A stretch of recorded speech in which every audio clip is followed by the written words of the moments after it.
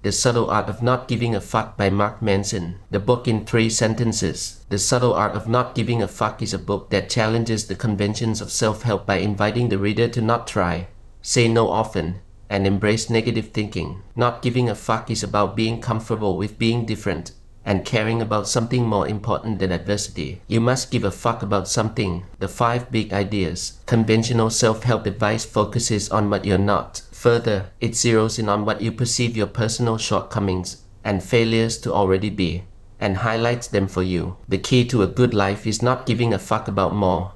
It's giving a fuck about less, giving a fuck about only what is true, and immediate, and important. When you feel angry about feeling angry, or anxious about feeling anxious, you're stuck in what Manson calls the feedback loop from hell. However, by not giving a fuck that you feel bad, you short-circuit the feedback loop from hell. You say to yourself, I feel like acid, but who gives a fuck? Because there's an infinite amount of things we can now see or know. There is also an infinite number of ways we can discover that we don't measure up, that we're not good enough, that things aren't as great as they could be, and this rips us apart inside. What not giving a fuck means. Subtlety number 1. Not giving a fuck does not mean being indifferent. It means being comfortable with being different. A sneaky truth about life. There's no such thing as not giving a fuck. You must give a fuck about something. You can't be an important and life-changing presence for some people without also being a joke and an embarrassment to others. Subtlety number 2. To not give a fuck about adversity. You must first give a fuck about something more important than adversity. If you find yourself consistently giving too many fucks about trivial acid that bothers you, chances are you don't have much going on in your life to give a legitimate fuck about. Subtlety number 3. Whether you realize it or not, you are always choosing what to give a fuck about. Maturity is what happens when one learns to only give a fuck about what's truly fuckworthy. The idea of not giving a fuck is a simple way of reorienting our expectations for life and choosing what is important and what is not. The Subtle Art of Not Giving a Fuck summary. The desire for more positive experience is itself a negative experience, and, paradoxically, the acceptance of one's negative experience is itself a positive experience. The more you pursue feeling better all the time, the less satisfied you become, as pursuing something only reinforces the fact that you lack it in the first place. Philosopher Alan Watts used to refer to as the backwards law. Everything worthwhile in life is won through surmounting the associated negative experience. To not give a fuck is to stare down life's most terrifying and difficult challenges and still take action. When you give too many fucks, when you give a fuck about everyone and everything, you will feel that you're perpetually entitled to be comfortable and happy at all times, that everything is supposed to be just exactly the fucking way you want it to be. Pain and loss are inevitable, and we should let go of trying to resist them. The greatest truths in life are usually the most unpleasant to hear. We suffer for the simple reason that suffering is biologically useful. It is nature's preferred agent for inspiring change. Don't hope for a life without problems. There's no such thing. Instead, hope for a life full of good problems. Problems never stop.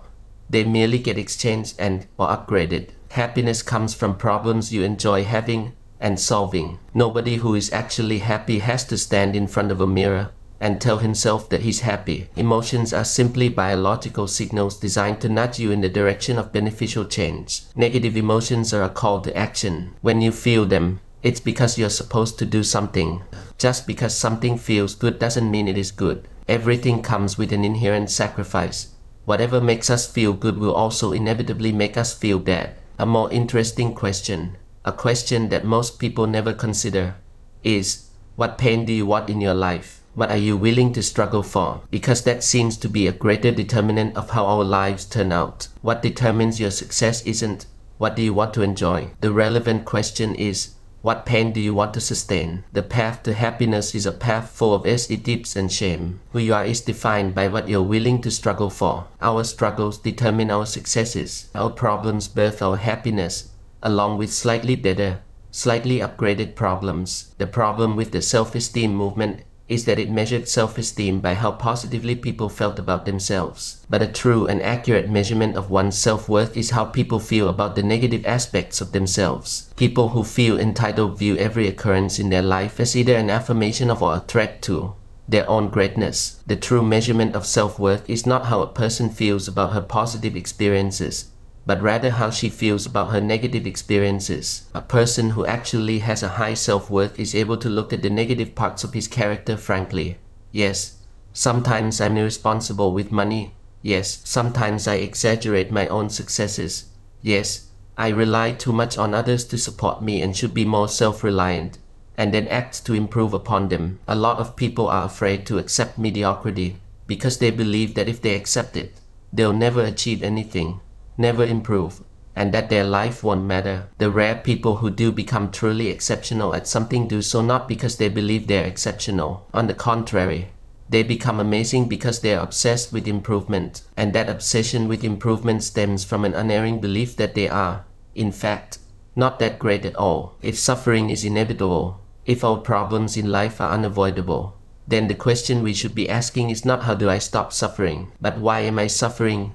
For what purpose? Self-awareness is like an onion. The first layer is a simple understanding of one's emotions. The second layer is an ability to ask why we feel certain emotions. This layer of questioning helps us understand the root cause of the emotions that overwhelm us. Once we understand that root cause, we can ideally do something to change it. The third level is our personal values. Why do I consider this to be success?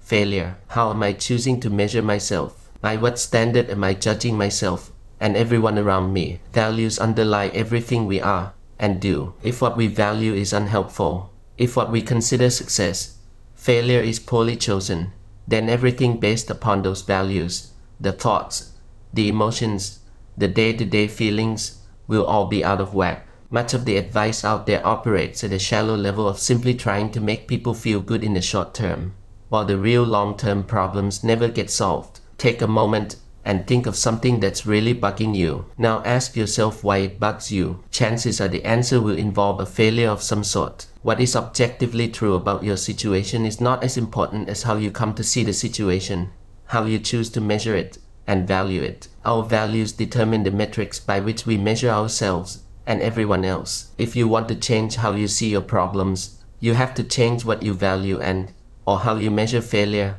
Success. Pleasure is not the cause of happiness, rather, it is the effect. Research shows that once one is able to provide for basic physical needs, the correlation between happiness and worldly success quickly approaches zero. Constant positivity is a form of avoidance, not a valid solution to life's problems which, by the way, if you're choosing the right values and metrics, should be invigorating you and motivating you. When we force ourselves to stay positive at all times, we deny the existence of our life's problems. And when we deny our problems, we rob ourselves of the chance to solve them and generate happiness. Problems add a sense of meaning and importance to our lives. Some of the greatest moments of one's life are not pleasant, not successful, not known, and not positive. Good values are 1, reality-based, 2, socially constructive, and 3, immediate and controllable. Bad values are 1, superstitious, 2, socially destructive,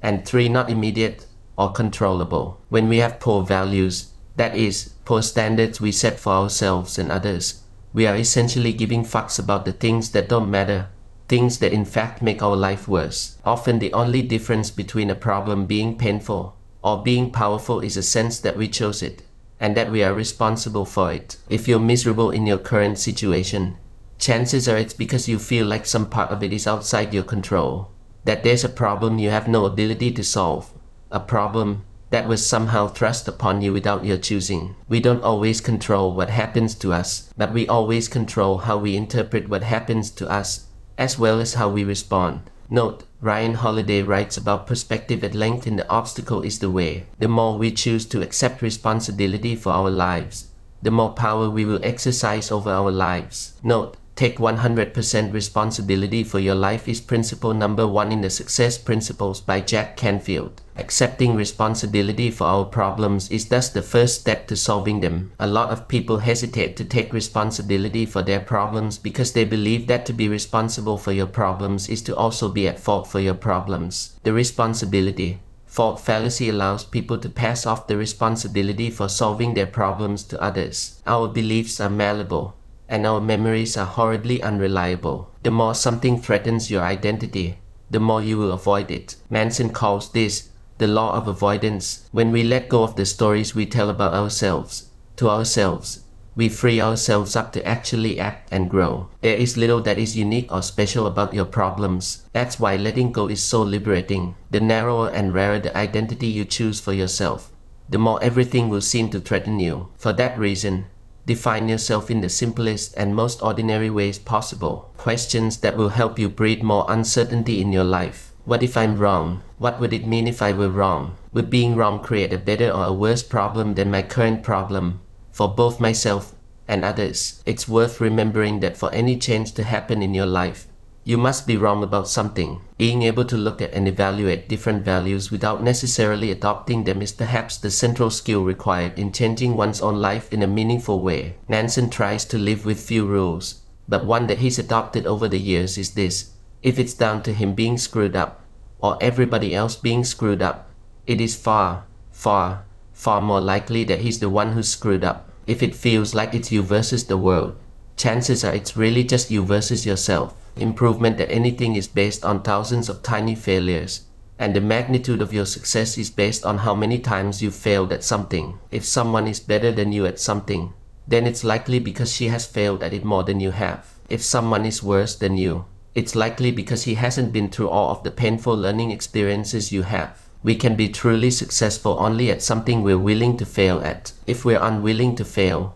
then we're unwilling to succeed. Life is about not knowing and then doing something anyway. Action isn't just the effect of motivation, it's also the cause of it. If you lack the motivation to make an important change in your life, do something, anything, really, and then harness the reaction to that action as a way to begin motivating yourself. When the standard of success becomes merely acting, when any result is regarded as progress and important, when inspiration is seen as a reward rather than a prerequisite, we propel ourselves ahead. We feel free to fail, and that failure moves us forward. Ultimately, the only way to achieve meaning and a sense of importance in one's life is through a rejection of alternatives, a narrowing of freedom, a choice of commitment to one place, one belief, or one person. We all must give a fuck about something in order to value something, and to value something, we must reject what is not that something. The desire to avoid rejection at all costs, to avoid confrontation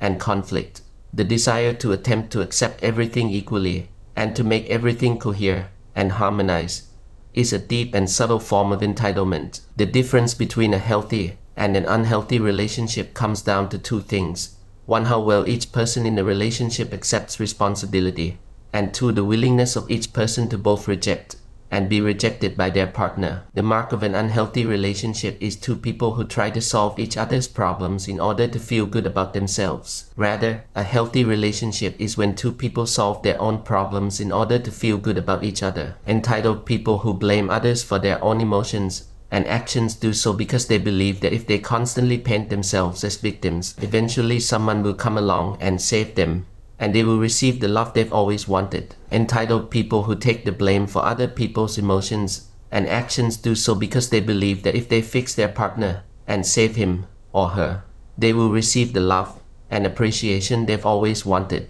It can be difficult for people to recognize the difference between doing something out of obligation and doing it voluntarily. So here's a litmus test. Ask yourself, if I refused, how would the relationship change? Similarly, ask, if my partner refused something I wanted, how would the relationship change? It's not about giving a fuck about everything your partner gives a fuck about. It's about giving a fuck about your partner regardless of the fucks he or she gives. Conflict exists to show us who is there for us unconditionally and who is just there for the benefits. For a relationship to be healthy, both people must be willing and able to both say no and hear no. When trust is destroyed, it can be rebuilt only if the following two steps happen. 1. The trust breaker admits the true values that caused the breach and owns up to them. And 2. The trust breaker builds a solid track record of improved behavior over time. Death is the light by which the shadow of all of life's meaning is measured. Confronting the reality of our own mortality is important because it obliterates all the crappy, fragile, superficial values in life. You are going to die, and that's because you were fortunate enough to have lived.